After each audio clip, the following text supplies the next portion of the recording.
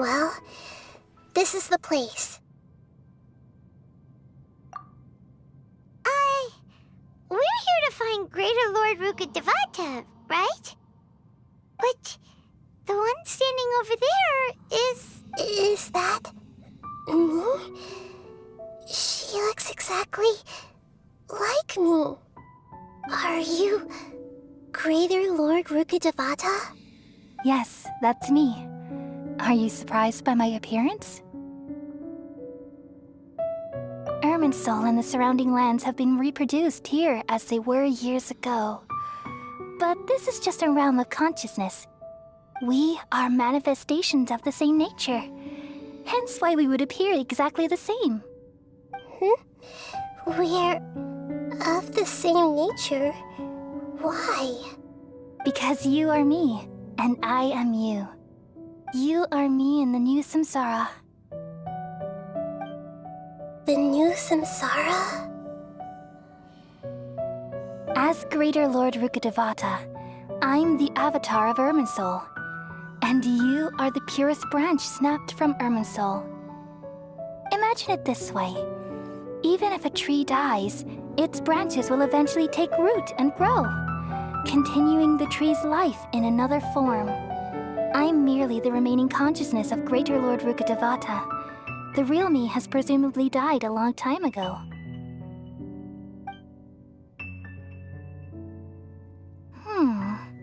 Judging from your appearance, I've probably been dead for 500 years.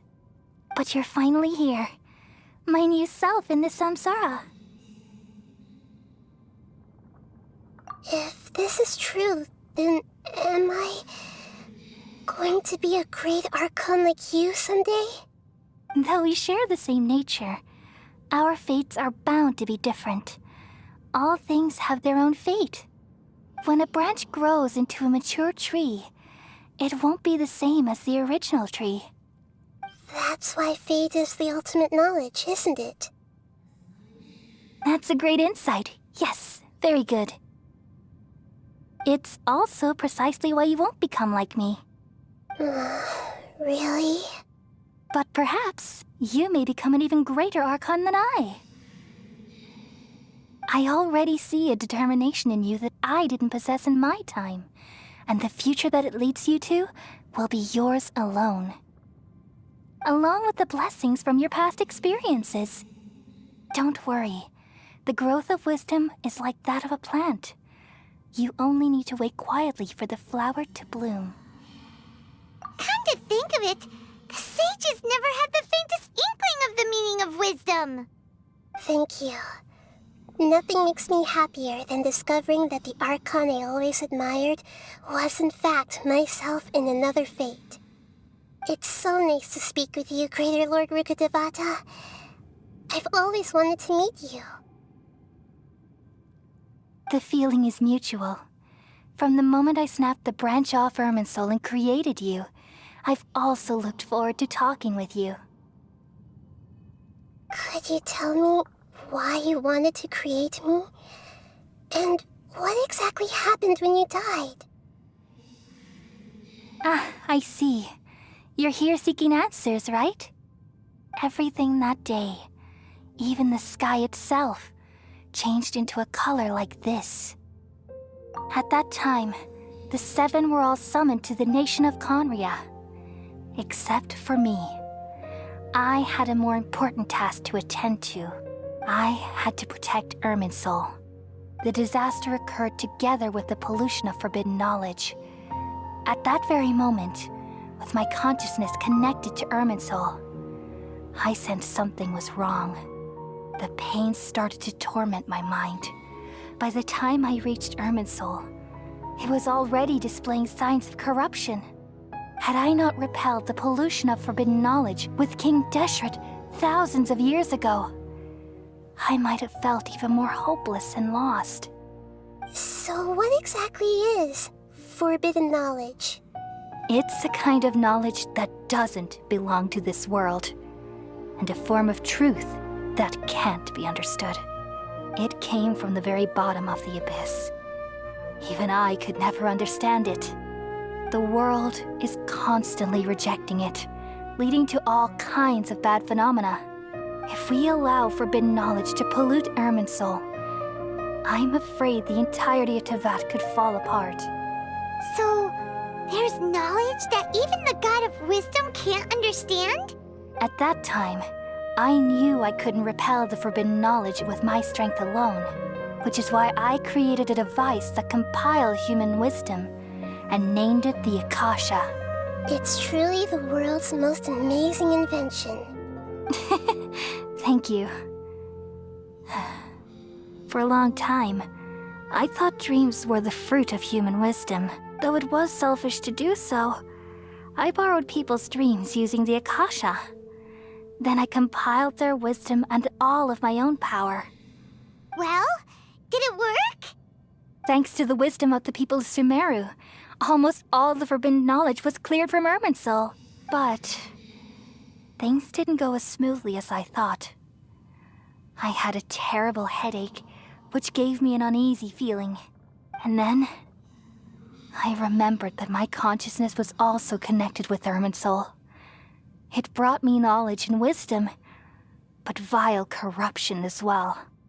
From the very beginning, my existence had been polluted by the forbidden knowledge. Oh no. How could that happen? I've experienced that pain in your consciousness. It must have been a horrible experience. Yes, but my feelings weren't important. The important thing was that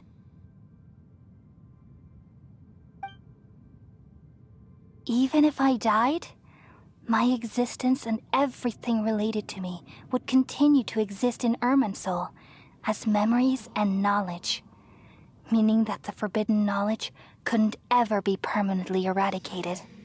And there's no way for me to eliminate myself. It would be a sort of paradox. So, I took the purest branch of Irminsul as my incarnation in the next samsara, and left a trail of clues, all in hopes that you would come here and remove me and my pollution from Irminsul forever. Wait, no, I can't. So you realize what that implies? You are very smart indeed. Irminsul has all the knowledge and memories of this world. And as you've realized just now, removing me from Irminsul means I essentially will never have existed in this world. But this is the only way to save Irminsul. People love you so much, and they've missed you so much over the past 500 years. I am exactly the same. So how can we just forget you like this? Is there really no other way? There must be something else I can do. You're the god of wisdom, Boer. You should know that there is no other way. But this is so cruel. I don't want to forget you. No need to feel so sad, Boer. As someone who delights in wisdom, you should feel joy at finally finding the answer. These are the words in their entirety. The answer you've been seeking all along. Let the world completely forget me. We all nestle under the great tree of wisdom, peering out to perceive the world. From the earth and from the rain, we perceive its wonders, until we become a white bird to perch atop a branch, and finally snap off the most important leaf. Once upon a time, I alone dreamed in this world. In my dreams, everybody would also dream after they fell asleep. Wild and wonderful thoughts would emerge from their minds. Some tumbled to the ground, and others floated to the sky, connecting all things in the world into one dazzling net. Among a plethora of worlds were numerous smaller worlds, all of fate, finding within the tapestry their brilliant glow. I gradually understood that these indescribable and constantly changing things are the most profound things in the world. Only they can completely repel the madness. Only dreams can awaken consciousness from the deepest darkness.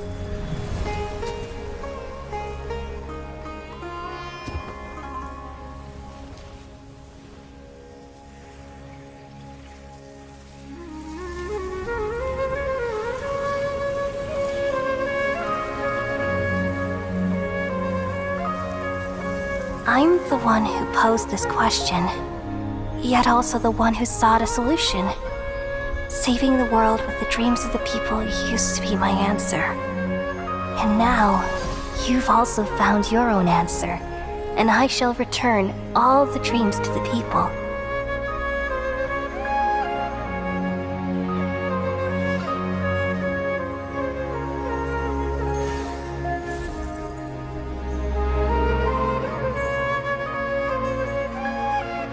Goodbye, people of Sumeru. May you be blessed tonight with the sweetest of dreams.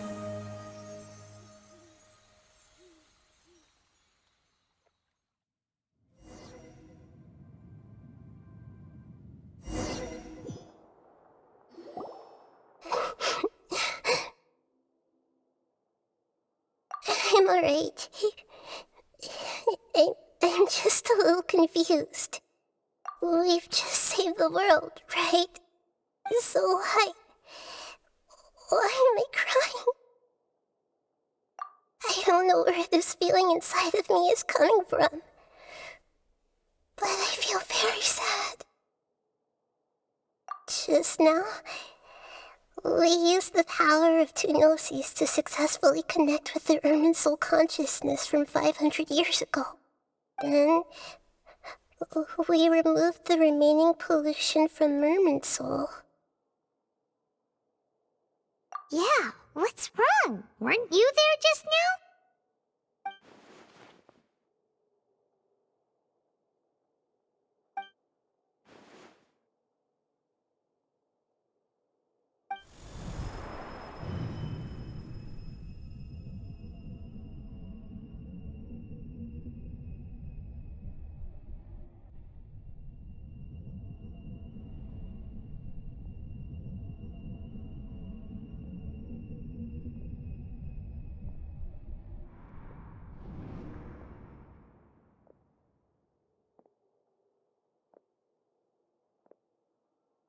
Huh? That sound. Traveler! Paimon! I've been waiting here far too long. But finally I have the chance to be alone with you. All the precious time I wasted has finally paid off. The doctor! What have you done? Just a type of sound wave that can quickly put defenseless people into a dream. As I expected, it doesn't have any effect on gods. This is the only thing of interest I found among the sage's research. I thought I'd take it for a little spin. Don't worry. I know you would never forgive me if I actually killed them. I'm here to negotiate with you. Naturally, I won't do anything dangerous that could potentially damage our relationship. Negotiate with me? I heard you had already left Sumeru. Why are you here again now? I left Sumeru, but I also stayed in Sumeru. Even the God of Wisdom is restricted by the habits of cognition. How disappointing. You mean there are many different versions of you in this world? An astute guess. Even the same individual will have different cognitions at different ages. A long time ago, I made a major decision in hopes of preserving all my perspectives of how I observe the world. Observation is the first step of any experiment, but observing the current world doesn't satisfy me. It lacks an important dimension, that of time. So I saved segments of all my ages and made them into independent individuals. That's all there is to it. Indulge me. How does the God of Wisdom find my method of seeking knowledge? It's an insult to the very concept of life. Life inherently has many rules and restrictions, each with its own significance and reason to exist. They can't be broken on a whim. Good. Amazing, even. Indeed, it's difficult for humans to make peace with themselves, not to mention oneself from a different period. Since you're in the academia, why wait until now to show up? You could very well have stopped us and helped that fake god. Simple. Let me ask you this. Would any staff member ever help the subject in the middle of an experiment? It was my experiment. So why should I interfere with the results? The academia saw the plan to create a god as their ultimate goal, yet you only saw it as an ordinary experiment. You really are crazy. If the experiment succeeded, you would have had a new god on your hands. How would you have faced your own god then? Would you still take the same stance? Would you still hold the same view of yourself? I'm first and foremost a scholar. These results should be left to the judgment of the hypothetical me confronted with that outcome. But you're right. And that's exactly why I'm disappointed with the conclusion of this experiment. As an individual, you don't have any sense of belonging. You seem to have even fewer convictions than a typical scholar. Oh no, I certainly have my own convictions. They just don't fit your standards, that's all. All right, that's enough conversation for today. The experiment is over, and it's time to tidy up the equipment and reclaim any useful materials. For example, the Gnosis. Lesser Lord Kusanali, you're an intelligent Archon. I'm sure you understand the disparity in our combat abilities at this time. Besides, you have no way to use that Electro-Gnosis in battle. Didn't you say you were here to negotiate with me? Somehow, it's starting to seem like you intend to take it by force now. I'm merely stating a fact. After all, I'm also a scholar. Naturally, I hope to show proper respect and dignity to the God of Wisdom. Your hypocrisy is built on absolute confidence. I understand your scheme, but... what if I were to destroy the Gnosis now and awaken the heavenly principles? Awaken the heavenly principles? Do you think that's really possible? The heavenly principles have been silent for many years, but the Gnosis are symbols of their control over Teyvat and all the laws. Will the destruction of a Gnosis attract the attention of the heavenly principles? And if so, how do the Fatui plan to deal with the consequences? Do you dare to gamble such a possibility with me? Gamble? How surprising. I thought you would show evidence or use rigorous reasoning to prove your point. The word gamble is the last thing I expected to hear from the God of Wisdom. But this is a clever move. You must have seen through me when I first captured your consciousness. As a scholar, I respect all possibilities. This has always been my principle and is an essential trait as an experimenter. Indeed, I can't ignore this possibility. So tell me then, what are your conditions? This foreign Gnosis will only lead to disaster if it stays in Sumeru. But this Electro-Gnosis is the prize I obtained after defeating one of your fellow Harbingers. Now, as the one who initiated this cascade of events, shouldn't you pay the corresponding price? Price? Interesting. What price would you have me pay? How about erasing all your other segments? So this is how you wish to restrict me, the most threatening opponent of the Nation of Wisdom. What you request of me is like plucking out the eyes I have placed in the dimension of time. Segments are extraordinarily difficult to make. They require extremely rare resources and enormous amounts of time and effort, requiring me to destroy them all here and now. Bravo. A suitably wise decision on your part. Yes, how very interesting. Can I assume that you have long been wary of me? Among all the versions of me, this segment you see now is the most selfish. If it weren't me, your idea wouldn't have worked. What did you see when you were imprisoned? You were observing me, and that's how you know I've long grown tired of their doubts and endless arguments. Like you said, it's difficult to make peace with yourself. Being as smart as you are, have you managed to do that? I see. If you think all those versions of me are worth a gnosis, then deal. You sure didn't hesitate much. Is the relationship between all the versions of you really that bad? I don't think there's any need to dwell on that. The surplus versions of me can be exchanged for a gnosis. Do you think anyone can offer themselves at a higher price?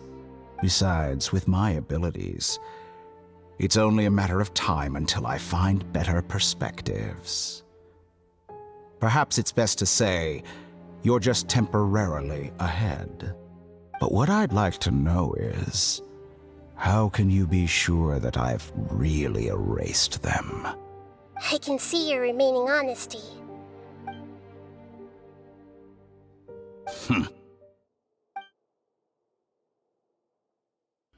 What a ridiculous decision! You can't be serious! How could I have been so short-sighted? You think this is the end? Wait, I'll have revenge! You'll make this moment count. You will regret this! Well, have you confirmed that it's complete? Here, take it. The future of Sumeru City will be in my hands alone. I will shut down the Akasha and let curiosity and the thirst for knowledge drive the realm of academics once again. There won't be any further gaps for you to exploit. It truly pains me that my academic achievements have never been appreciated in my homeland. Of course, I have no interest in being rejected by this city for a third time. Another chess piece. And where is your dendronosis? Don't be greedy, Harbinger of Snezhnaya. No, this is a different transaction. If you intend to turn off the Akasha anyway, then there's no further use for the Gnosis of Sumeru, is there? Besides, isn't it the Archon's duty to deliver what's desired of the Seeker? Oh, judging from your expression, you don't seem to find the idea very agreeable. Then let's think of it this way. Since you're the god of wisdom, how about I exchange some knowledge with you? People exchanging knowledge with the God of Wisdom is the stuff of legends. Yet here you wish to exchange knowledge for the God of Wisdom's property. Arrogant as that is, it has piqued my interest. Let me ask you, have you in all your mighty knowledge ever heard the rumor that the skies of Teyvat are fake? Huh? That's the secret hidden by Ermin's soul concerning the truth of this world.